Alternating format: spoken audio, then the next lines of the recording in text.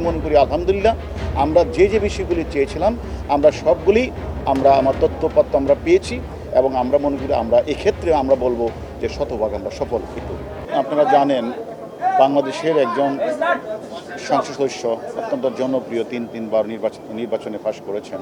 উনি একদম grassroot level থেকে একজন নেতা, যাকে কলকাতার মাটিতে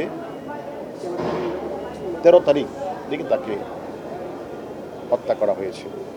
আমরা এই সংক্রান্ত বাংলাদেশে একটি মামলা রুজু হয়েছে এবং কলকাতা পুলিশও একটি হত্যা মামলা তারা সেখানে রুজু করেছে। তার ধারাবাহিকতায় যে আপনারা জানেন যে ইতিমধ্যে আমাদের কাছে 3 জন ঘাতক গ্রেপ্তার আছে। এর মধ্যে মূল ঘাতক আমানুল্লাহ ওরফে শিমুল ভুইয়া, পাসপোর্টে তার নাম আমানুল্লাহ, শিমুল ভুইয়া আমাদের কাছে সে হলো মূল ঘাতক। এবং সেখানে মাস্টার মাইন্ড হিসাবে, বেনিফিশিয়ারি হিসাবে তাদের সাথে তাদের একাধিক মিটিং হয়েছে বাংলাদেশের মাটিতে এবং হত্যাকাণ্ডটি সংঘটিত হয়েছে কলকাতার মাটিতে। আমরা সেই কারণেই আমাদের তদন্তকারী কর্মকর্তা হিসেবে আপনারা জানেন ঘটনাস্থল এবং যেহেতু দুটি দেশে অপরাধটি সংঘটিত, আমাদের দেশে হলো এটা পরিকল্পনা আর ওই দেশে হত্যাকাণ্ড, দুটা জায়গায় আমাদের তদন্তকারী কর্মকর্তা হিসেবে আমাদেরকে যাওয়ার একটা বিবেচনা রাখে বলে আমরা সেখানে গিয়েছি। এবং আপনারা জানেন আমাদের যে মূল ঘাতকের কাছে আমরা অনেক তথ্যপত্র পেয়েছি। সেই তথ্যপত্রগুলো ক্রস এক্সামিন করার জন্য আমরা এছাড়া এখানে আমরা যে এভিডেন্সগুলি পাচ্ছিলাম, আমরা সরাসরি সেখানে গিয়ে যে ডিজিটাল এভিডেন্সগুলি আমরা সরাসরি আমরা দেখলাম এবং সেখান থেকে তারা যে অপরাধীরা কোন সময় কোন গাড়িটা ব্যবহার করেছে, তারা কোন কোন জায়গায় গিয়েছে এবং আমাদের যে মাননীয় সাংসদ সদস্য কোন সময় তারা সেখান থেকে তাদের রুমে ঢুকেছে, এগুলি আমরা বাস্তবিকভাবে ডিজিটাল এভিডেন্সের জন্য আমরা সেগুলি প্রত্যক্ষভাবে সেগুলি আমরা দেখেছি।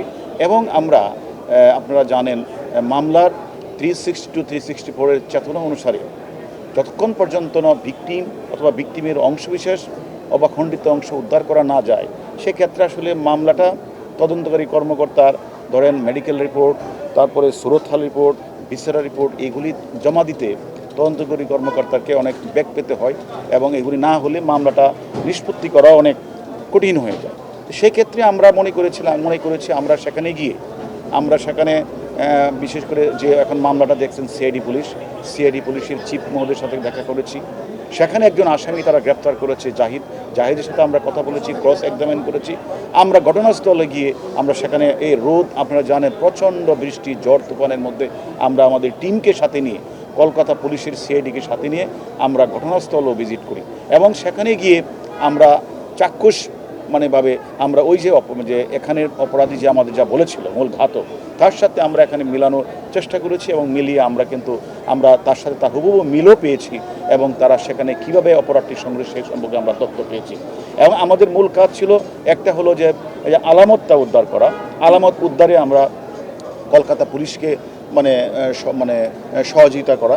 দ্বিতীয়ত ছিল আমাদেরকে সেখানে যে সিসিটিভি মাধ্যমে ডিজিটাল এভিডেন্স আমরা কালেকশন করা এবং আমরা পাশাপাশি বিভিন্ন যে পারিপার্শ্বিক সাক্ষ্য প্রমাণগুলি রয়েছে ওই অপরাধীর কাছে আমরা যে তথ্যগুলি পেয়েছি সেগুলি আমাদের কাছে যে মূল অপরাধী গ্রেপ্তার মিলিয়ে দেখার কাজটা আমরা করেছি।